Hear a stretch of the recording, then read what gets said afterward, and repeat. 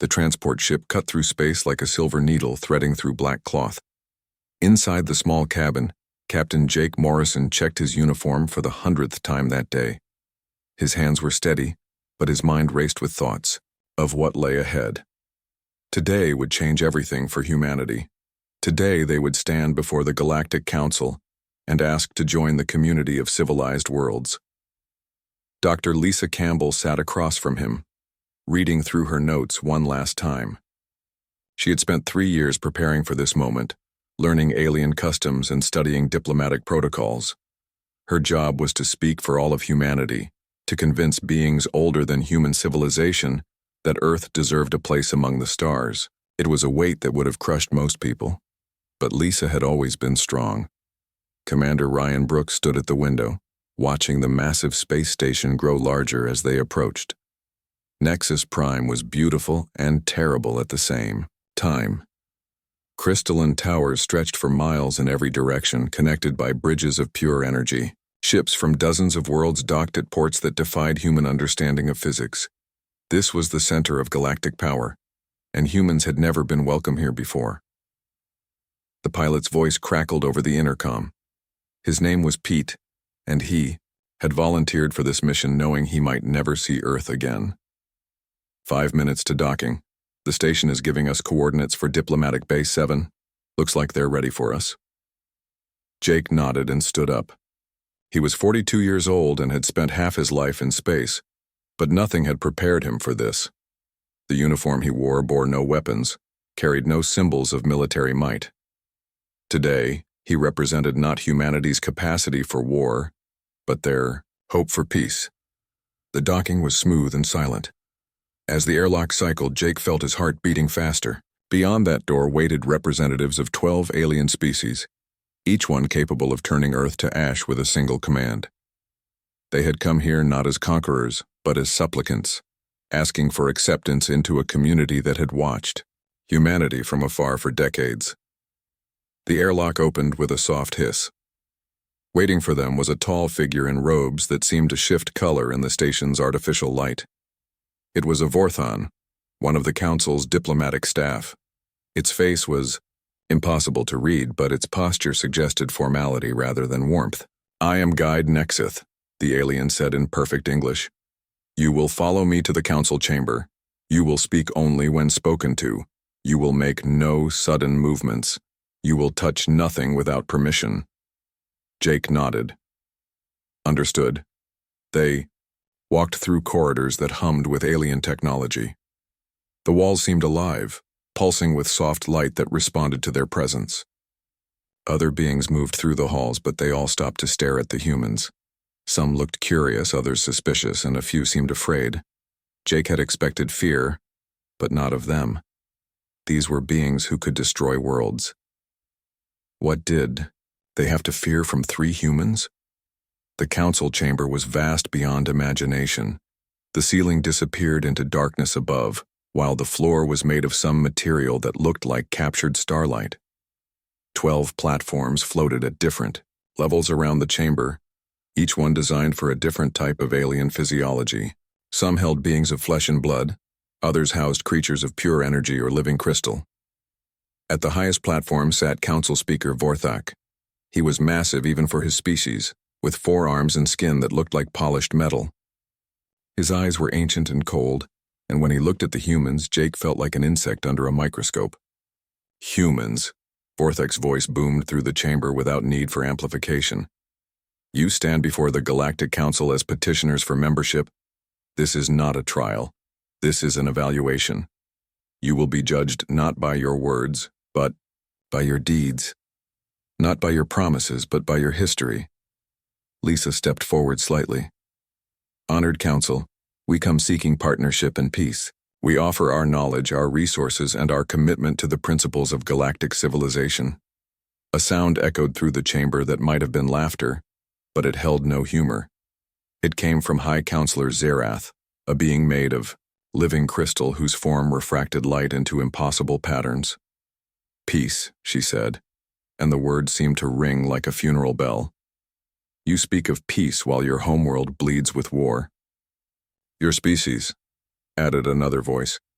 This one, belonging to a creature of shifting light called Ethernes, has been observed for 47 of your years. In that time, you have engaged in constant conflict. Your societies worship violence. Your entertainment celebrates death. Your literature glorifies destruction. Jake felt his throat go dry. This was not starting well.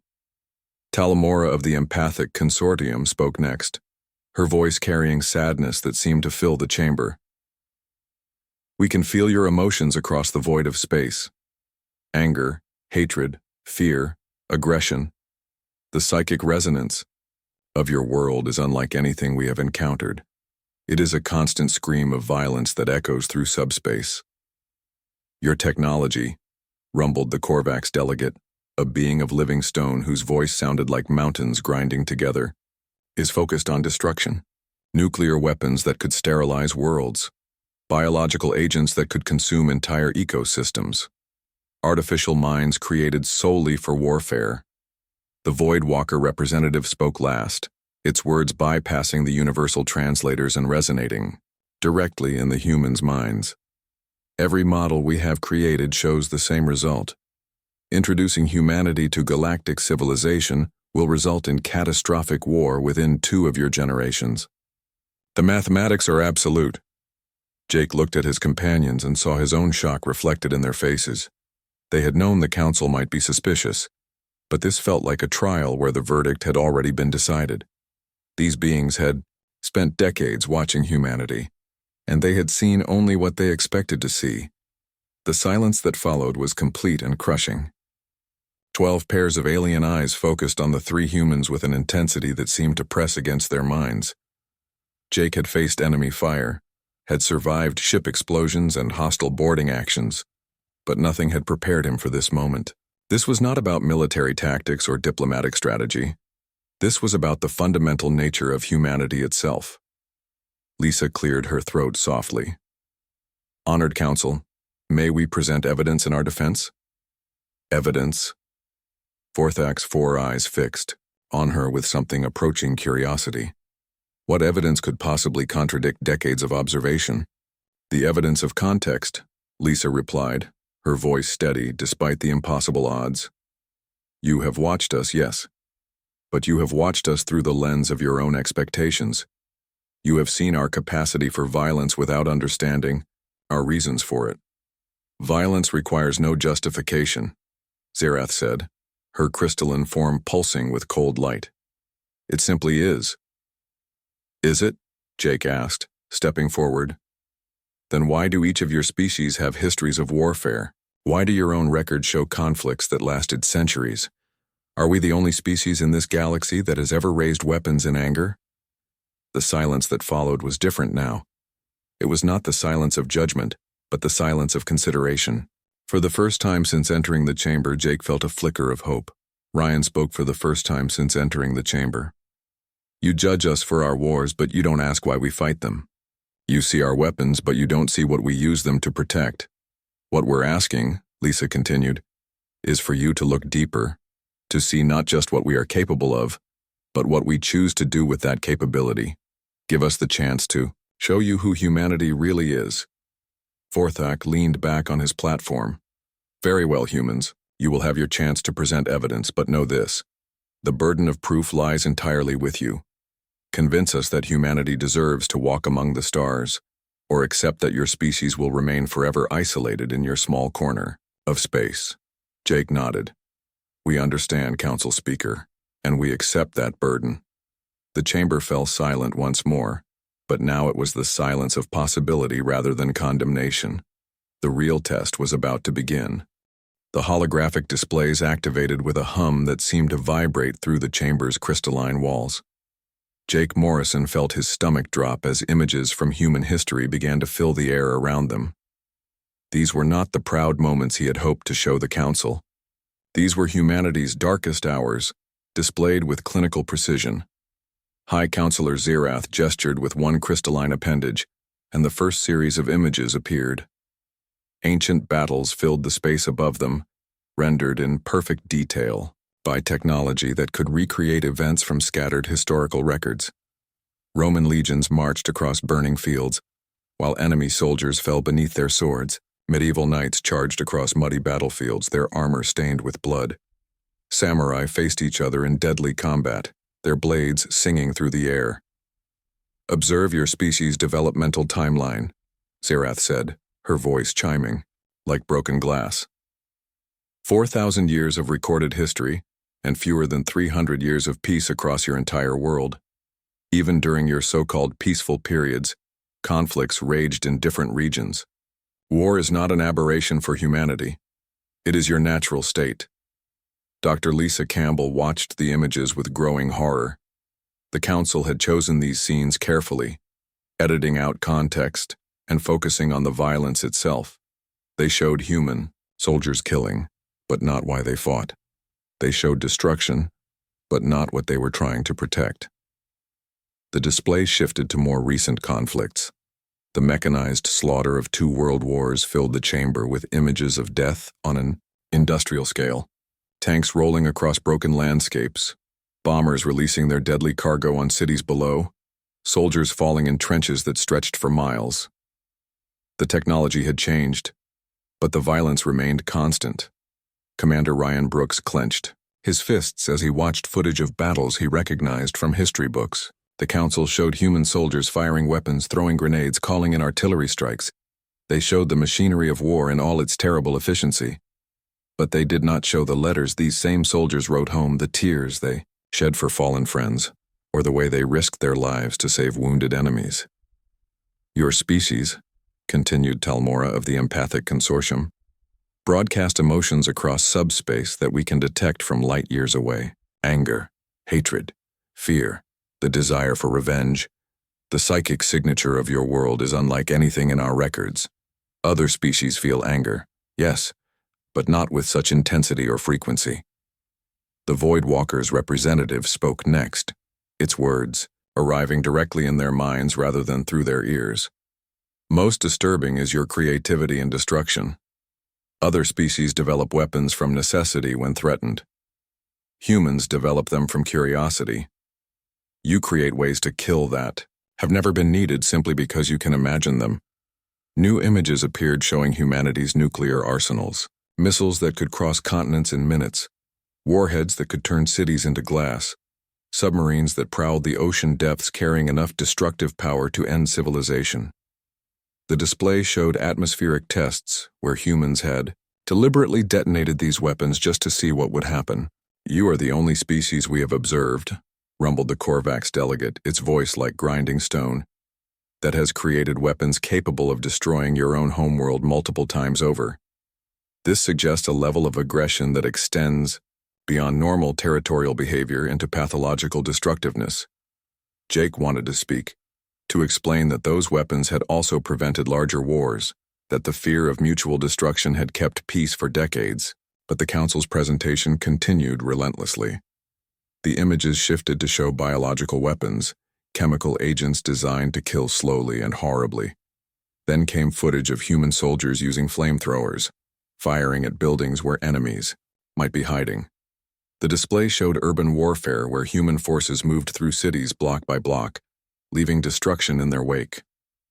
"Your entertainment," said Etherinus, the luminary's form pulsing with disturbed light patterns, "provides perhaps the clearest insight into your species' true nature.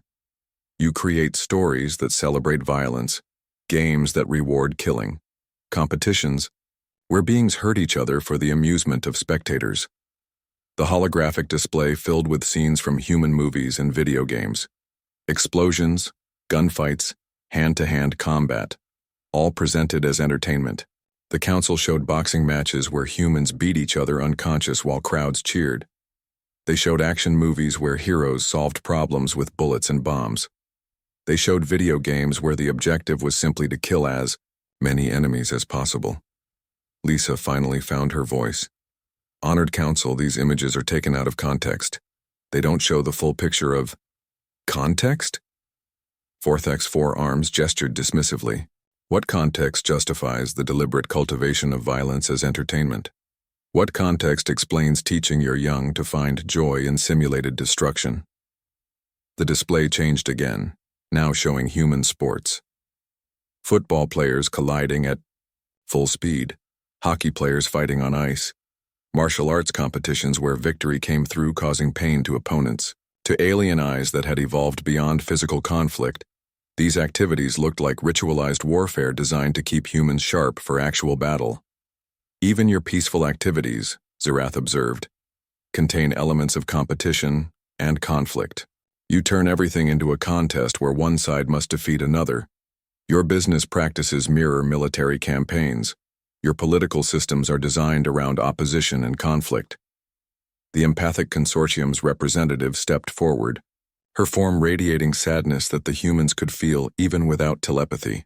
We have monitored your world's emotional output for decades.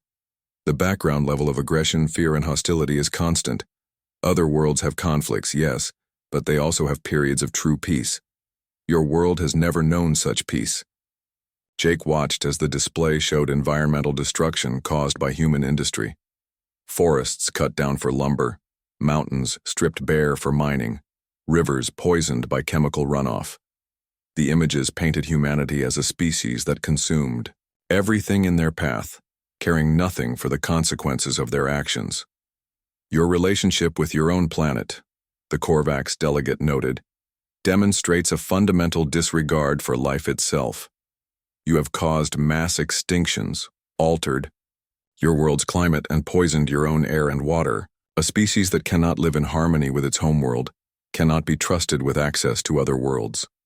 The presentation continued with footage of human social conflicts, riots in city streets, police using force against civilians, protesters clashing with authorities. The council showed examples of racism, religious persecution, and social inequality. They presented humanity as a species that could not even live peacefully with itself. Your own historical records, Etherny said, document genocide, slavery, systematic oppression of your own kind based on arbitrary physical differences. If you treat members of your own species this way, how can we expect you to treat alien life forms with respect? The void. Walker's mental voice carried overtones of finality. The evidence is overwhelming. Humanity represents the single greatest threat to galactic peace that this council has ever encountered. Your species combines advanced technology with primitive aggression, creating a combination that could destabilize entire star systems. Ryan could not stay silent any longer. You're showing us our worst moments and calling them our only moments. Every species has darkness in its past. Do they? Zerath's crystalline form flared with cold light. The hegemony achieved spaceflight, without ever developing nuclear weapons. The Luminari reached galactic civilization while maintaining perfect harmony with their environment. The empathic consortium eliminated warfare from their society 3,000 years before they left their homeworld. We are not young species driven by primitive emotions, Talmora added. We have evolved beyond the need for violence. We have learned to resolve conflicts through reason and understanding. You have had the same time to grow, yet you remain locked in patterns of destruction. The holographic display now showed statistical analyses that made humanity look like a cancer upon their own world. Population growth curves that showed exponential expansion, resource consumption charts that demonstrated unsustainable exploitation, pollution data that painted a picture of a species poisoning itself and everything around it. Every projection model we have created, announced the Korvax delegate, shows the same inevitable result. Granting humanity access to galactic civilization will result in warfare within 50 of your years. The mathematical certainty approaches 100%. Jake felt something cold settle in his stomach. These beings had not just watched humanity from afar. They had studied them, analyzed them, created models to predict their behavior, and every calculation pointed to the same conclusion. Humans were too dangerous to be trusted with the galaxy. The silence that fell over the chamber was heavy with the weight of judgment already passed. Jake looked at his companions and saw his own despair reflected in their faces. How could they argue against decades of evidence? How could they convince beings who had seen humanity's entire violent history that they deserved a chance among the stars? The holographic displays shimmered and changed, now showing even more damning evidence of humanity's violent nature. Dr. Lisa Campbell felt her heart sink as she watched the Council systematically dismantle any hope they might have had for acceptance. These beings had not just observed humanity, they had studied them like scientists examining a dangerous virus. High Counselor Zerath gestured with her crystalline appendages, and new images filled the chamber. These showed human military installations. From around Earth, massive complexes dedicated to training soldiers and developing weapons. The displays revealed submarines carrying enough nuclear missiles to end all life on Earth, bomber aircraft capable of delivering destruction to any point on the planet, and satellite systems that could rain death from space. Your military spending, Zerath noted with clinical precision, consumes more resources than most species dedicate to their entire space programs. You have built machines whose only purpose is to kill other humans more efficiently. This is not defensive preparation. This is an obsession with warfare. The Voidwalker's mental voice carried images along with words, showing the humans scenes of their own cities from alien perspectives. Military parades where soldiers marched in formation while crowds cheered.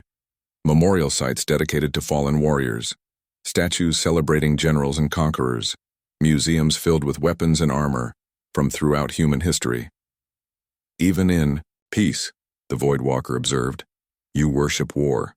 Your heroes are those who killed most effectively. Your monuments celebrate destruction. Your culture is built on the foundation of violence.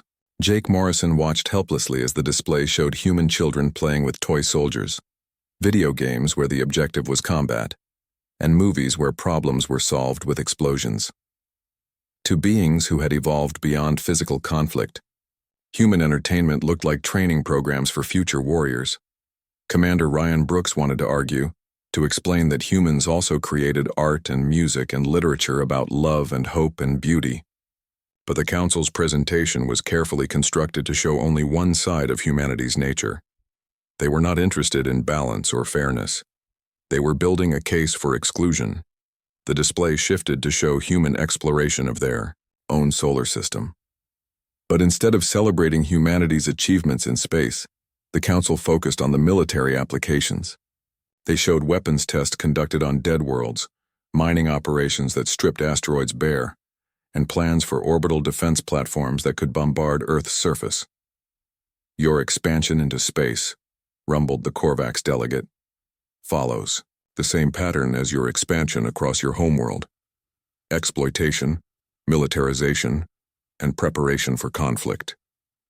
You have not learned to explore peacefully. You explore as conquerors seeking new territories to claim and defend. Talamora of the Empathic Consortium stepped forward, her form radiating waves of sadness that made the humans feel hollow inside. We have felt the emotional resonance of your explorers as they venture beyond your world. They carry with them not wonder or curiosity but fear and suspicion. They expect to find enemies among the stars because they have never known anything else.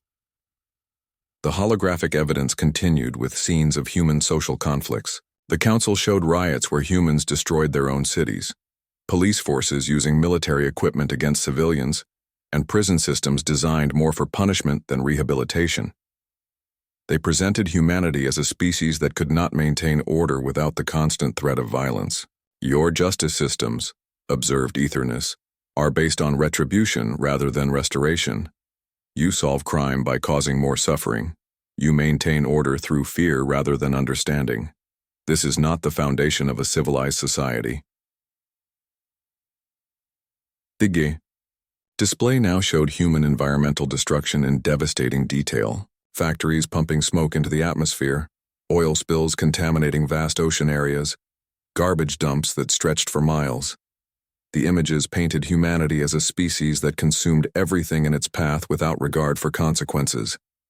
In 3 centuries of industrial development, Zerath calculated, you have caused more environmental damage than most species cause in 3 millennia. You treat your homeworld as a resource to be consumed rather than a home to be protected. Species that cannot care for their birth world cannot be trusted with access to other worlds. Jake felt each piece of evidence like a physical blow. Everything the Council showed was true, but it was incomplete. They were showing humanity's capacity for destruction, without showing their capacity for creation, their ability to hate, without showing their ability to love. The presentation moved to human conflicts of the recent past, wars fought with advanced technology that could level entire cities in minutes, weapons that could kill from thousands of miles away, military strategies that treated civilian casualties as acceptable losses in pursuit of victory. Your recent conflicts, Forthak noted, show no evolution toward peaceful resolution. If anything, your weapons have become more destructive while your willingness to use them has remained constant. You have learned to kill more efficiently, but you have not learned to stop killing. The Voidwalker projected images directly into their minds, showing human soldiers in recent conflicts. The scenes were carefully chosen to emphasize brutality over heroism, destruction over protection. They showed urban warfare where buildings crumbled under artillery fire, airstrikes that left craters where neighborhoods had been, and soldiers firing weapons into crowds. Most concerning, the Voidwalker's mental voice continued, is your species' response to these conflicts. You do not mourn them as tragedies to be avoided. You study them as lessons to be learned for the next war. You prepare constantly for conflicts that have not yet begun. Lisa tried to interrupt. Honored Council, these images do not represent. They represent exactly what they appear to represent, Talmora said firmly. We can feel the emotions of those who participated in these events. Anger, hatred, the desire for revenge, pride, in victory over fallen enemies. These are not the emotions of beings forced into reluctant conflict. These are the emotions of beings who find satisfaction in warfare. The holographic display now showed human weapons development over time. Stone axes gave way to bronze swords, which gave way to steel blades, which gave way to gunpowder weapons, which gave way to automatic firearms, which gave way to missiles and bombs, and ultimately to nuclear weapons. The progression was relentless and terrifying. Every technological advancement, the Korvax delegate observed, is immediately weaponized. You developed powered flight and created bomber aircraft. You split the atom and created nuclear bombs.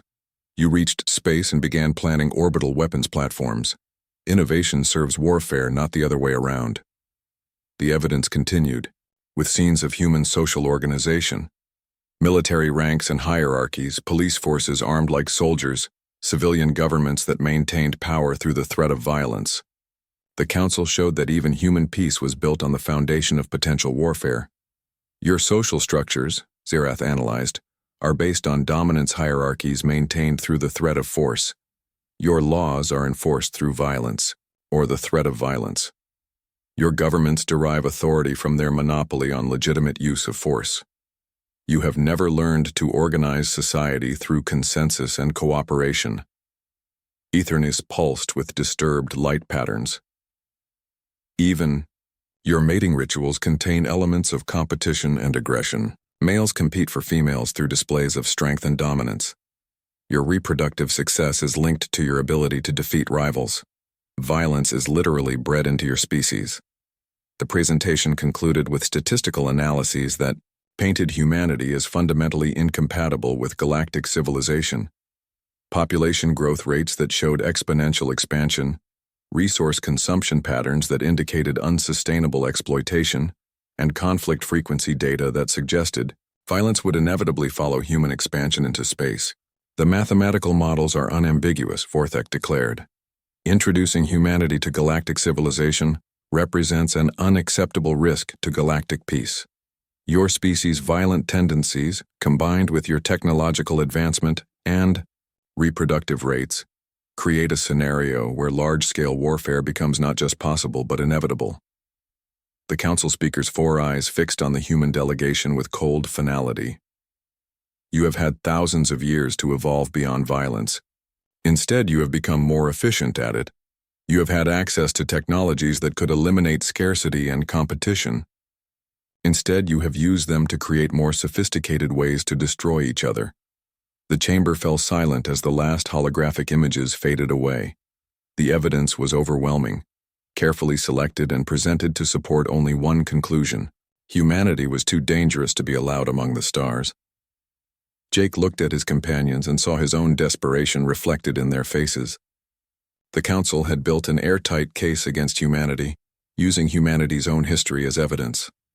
How could they possibly respond to decades of documented violence and destruction?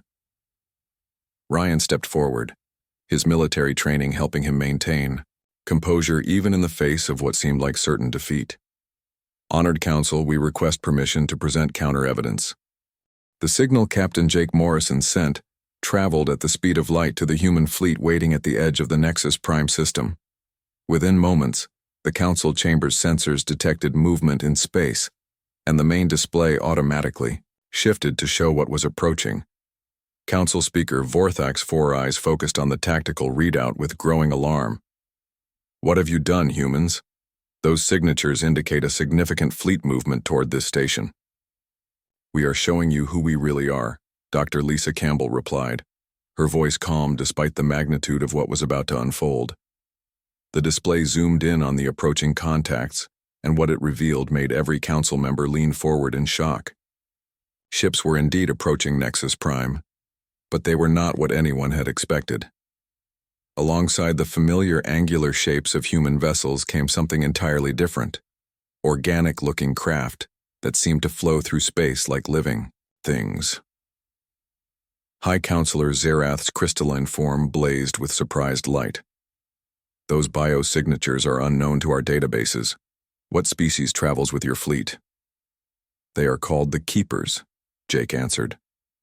We encountered them 6 months ago in the Helix Nebula system. Their homeworld was dying, their star becoming unstable, and their entire civilization faced extinction. The display showed the alien vessels more clearly now. They were beautiful in an otherworldly way, their hulls seeming to pulse with internal light, but they were also clearly damaged, scorched by radiation and patched with what looked like desperate repairs. These were not warships but refugee transports, carrying the survivors of a dying world. Commander Ryan Brooks watched the council's faces as understanding began to dawn. They asked us for help. They had no weapons, no military force, nothing to offer us in trade. They were simply a peaceful species facing extinction, and they asked if we would help them find a new home. Talmora of the Empathic Consortium gasped audibly as her empathic senses detected the emotional resonance of the approaching keeper ships. The feelings emanating from those vessels, such sadness, such loss, but also such hope. What did you do when you found them? We had a choice, Lisa said simply. We could have studied them. Their biotechnology is centuries ahead of ours. We could have learned from them, taken their knowledge, used their desperation to our advantage. We could have enslaved them, conquered them, or simply ignored them and let them die. The Voidwalkers' mental voice carried notes of genuine curiosity. Instead, we chose to help them, Jake replied. We gave them escort protection, shared our food and medical supplies, and promised to help them find a new world where they could rebuild their civilization. The display now showed the human fleet in detail. Every ship bristled with defensive systems, their shields extended not to protect themselves but to encompass the fragile keeper vessels. The formation was clearly defensive, with human warships positioned between the keepers and any potential threat. The keeper biotechnology could revolutionize human medicine, Ryan continued. Their energy systems could solve our power needs for centuries. Their agricultural techniques could end hunger on Earth forever. We could have demanded all of this in exchange for our protection. What did you demand? Asked Zerath, her voice now carrying genuine interest rather than condemnation. Nothing, Lisa answered. We asked for nothing except the chance to help them survive. The council chamber's sensors now detected communication signals between the human and keeper vessels. The universal translators picked up fragments of conversation, and what they heard surprised everyone present. The keepers were expressing gratitude for human protection, but the humans were apologizing for not being able to do more. Ethernes pulsed with confused light patterns. The humans are apologizing to the refugees for what? For not finding them sooner, Jake explained. For not being able to save their homeworld. For not having enough ships to carry all their people to safety. We saved 2 million keepers, but 3 million more died before we could reach them. That weighs on us. The Korvax delegate's stone form rumbled with what might have been surprise. You feel guilt for lives you could not save rather than pride for lives you did save? We feel responsible for every life we encounter, Ryan said quietly. That is what you saw in your emotional readings from Earth. Not bloodlust or aggression, but the constant weight of responsibility. We feel anger at injustice, fear for those we protect, and sorrow for those we fail to save. The main display now showed the Keeper vessels entering the system's asteroid belt, where human engineering teams were already working to repair the most damaged ships. The sight was remarkable. Humans and aliens working side by side, sharing technology and knowledge freely, with no thought of payment or advantage. The Keepers have technologies that could advance our civilization by centuries, Lisa continued, but they offer them freely as gifts, and we accept them as such. We share our own knowledge in return, not as trade, but as friendship. Talmora's empathic abilities were now picking up the emotional resonance of the entire rescue operation, and what she felt brought tears to her alien eyes. The care, the genuine concern for alien welfare, the willingness to sacrifice for beings you barely know. This is not what we expected from your species. The Void Walker's mental voice carried overtones of dawning realization. Your military formations, the aggressive postures we observed, they were not preparation for conquest but preparation for protection. Every weapon we carry, Ryan confirmed, every ship we deploy, every soldier we train exists for one purpose: to stand between the innocent and those who would harm them. We do not seek war, but we prepare for it because evil exists in the universe, and someone must be ready to fight it. The display showed more evidence of humanity's true nature. Medical ships racing toward plague-stricken worlds, not to study the disease, but to help cure it. Human disaster relief teams deploying to earthquake-damaged planets, asking nothing in return for their aid. Human scientists sharing breakthrough discoveries freely rather than hoarding them for advantage. Your environmental destruction, Zerath observed, was that also misunderstood? No, Lisa admitted honestly. That was real, and it was wrong. But watch what happened next. The display showed human environmental restoration efforts on a massive scale. Entire industries retooled to clean rather than pollute. Cities redesigned to work with nature rather than against it. Humans spending trillions of dollars not to exploit their environment but to heal it. We made mistakes, Jake said. Terrible mistakes that cost millions of lives and damaged our world for generations. But we learned from them. We changed our behavior. We chose to be better than we were. The images now showed something even more remarkable. Humans encountering primitive alien life and choosing to protect rather than exploit it. Human colonies turning away from valuable worlds because they contained developing ecosystems. Human researchers studying alien cultures from afar rather than making contact, preserving their natural development. The violence you observed, Ryan explained, exists to protect this choice. We fight not because we love war, but because we love what war can protect. We carry weapons not because we want to use them, but because others must know that harming the innocent will cost them dearly. Etherness's light patterns shifted to something approaching awe. You weaponized compassion itself. We weaponized responsibility, Lisa corrected. We learned that having the power to protect others means you must be willing to use that power, even when it costs you everything. The display showed the final piece of evidence. Human soldiers throughout history making the ultimate sacrifice, not for victory but for values. Men and women dying to protect strangers, giving their lives to preserve freedom, standing against overwhelming odds because someone had to stand. This is why humans fight, Jake said, his voice carrying the weight of every human who had ever fallen in defense of others. Not for conquest or glory or resources. We fight because the universe contains darkness, and we have chosen to be the light that holds it back. The silence that followed was profound and absolute. The Council had spent decades studying humanity, and had seen only what they expected to see. Now they were seeing something entirely different, a species that had transformed their capacity for violence into a shield for the innocent. Vorthak's voice, when he finally spoke, carried a note of wonder that had not been there before. The Keepers, what will happen to them now? We will help them find a new home, Lisa answered. We will protect them while they rebuild. We will share our resources and knowledge freely. And when they are strong enough to stand on their own, we will step back and let them choose their own path among the stars. And if they are threatened again? Jake's answer was simple and absolute. Then we will stand with them again. The chamber fell silent once more, but now it was the silence of understanding rather than judgment. The council was beginning to see humanity not as a threat to galactic civilization, but as its potential guardians. The council deliberated for 3 days while the human delegation waited in quarters provided by the station. Captain Jake Morrison spent hours at the window, watching human and keeper ships working together in the asteroid belt beyond.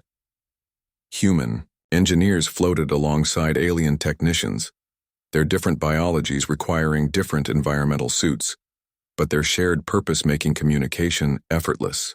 Dr. Lisa Campbell used the time to review everything they had presented, wondering if they had done enough. The evidence they had shown was powerful, but it went against decades of the Council's preconceptions about humanity. Changing minds was harder than changing laws, and they were asking the Council to completely reverse their understanding of an entire species. Commander Ryan Brooks spent his time talking with the Keeper refugees who had been granted temporary asylum on the station. Their leader, a being called Wind Whisper, who communicated through changes in bioluminescent patterns, had shared stories of their dying world and their desperate flight across space. The Keepers had wandered for months, seeking help from any species they encountered, only to be turned away or ignored. Humans had been the first to offer aid without asking for anything in return. On the 3rd day, Guide Nexus arrived to escort them back to the council chamber. The Vorthon's expression was unreadable, but Jake thought he detected something different in the alien's posture. Less formal hostility, perhaps even a hint of respect. The council chamber looked exactly the same as when they had left it, but the atmosphere felt completely different. The crushing weight of predetermined judgment had been replaced by something harder to define. The council members still sat on their floating platforms, but their body language suggested thoughtful consideration rather than cold condemnation. Council Speaker Vorthak rose from his position, his forearms spread in the formal gesture of address. Humanity, he began, his voice echoing through the vast chamber. We have reached our decision. Jake felt his heart stop beating for a moment.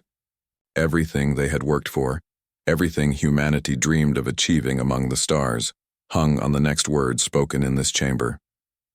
For 47 years, Vorthak continued, we have observed your species from afar. We saw your conflicts, your weapons, your capacity for destruction, and we concluded that you were too dangerous to be permitted among civilized worlds.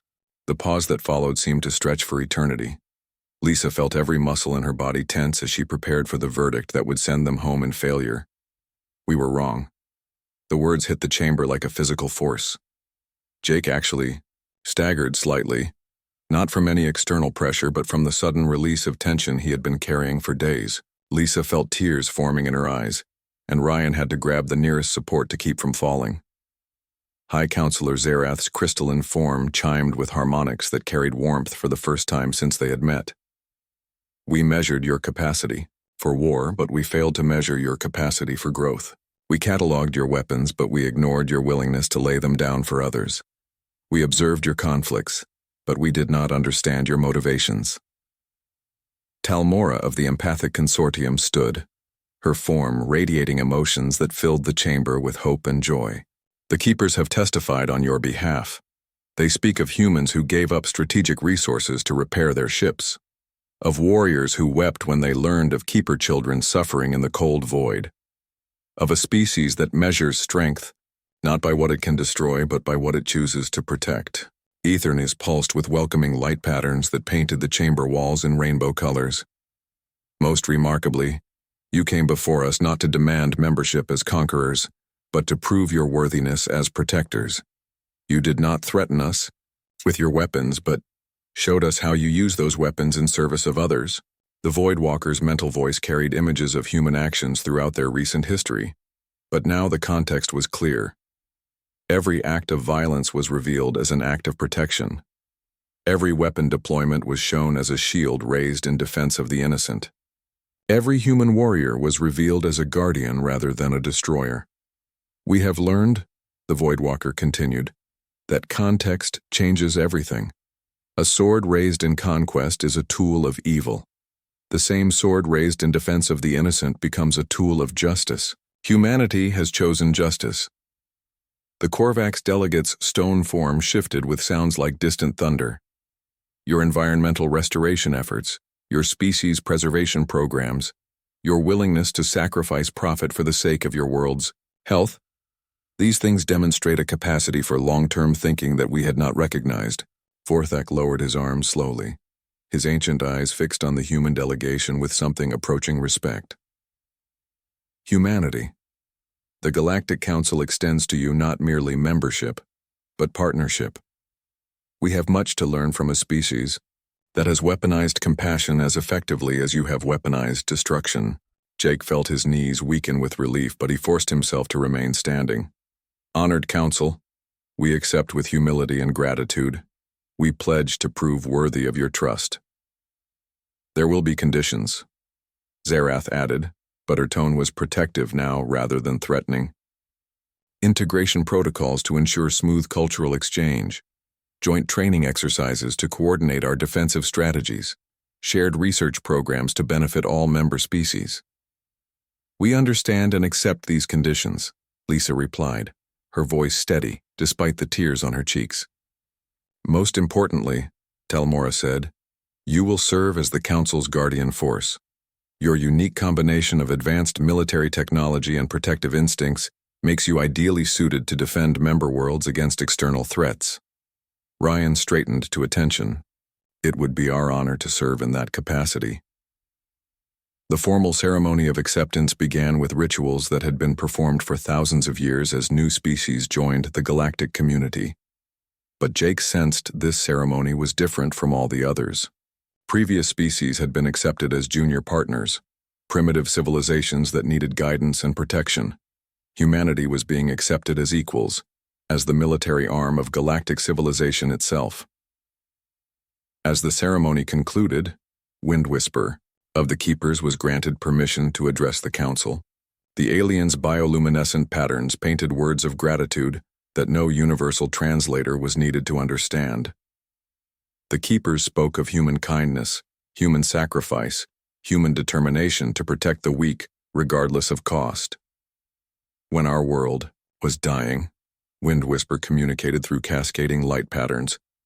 We sent distress signals to every species we could reach. Most ignored us. Some responded only to offer inadequate trade deals for our technology. Only the humans came without asking what they would receive in return. The Keeper leaders' patterns shifted to show scenes of the rescue operation. Human, ships arriving at the dying Keeper homeworld. Their crews working around the clock to evacuate as many refugees as possible. Human medics treating Keeper injuries despite having no knowledge of alien physiology. Human engineers giving up their own quarters to house Keeper families. They could have taken our biotechnology and left us to die. Wind Whisper continued. Instead, they gave us hope. They gave us their protection. They gave us a future among the stars. Council Speaker Vorthak nodded slowly. The Keeper's testimony has been instrumental in our decision.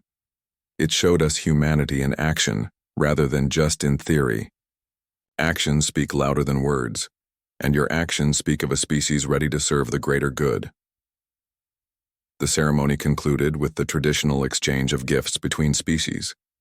The Council offered humanity access to galactic trade networks, scientific databases accumulated over millennia, and defensive technologies that would protect Earth from any conceivable threat. In return, humanity offered their knowledge, their resources, and most importantly, their commitment to defend any Council member who faced aggression.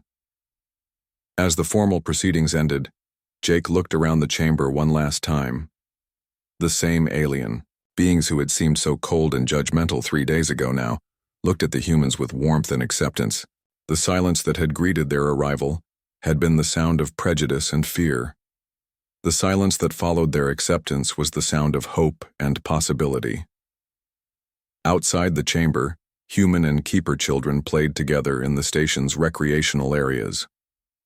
Their games required no common language, only the universal joy of young beings discovering friendship across the barriers of species.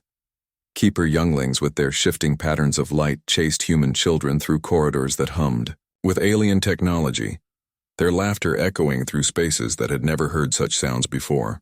In the days that followed, humanity's integration into galactic civilization began in earnest.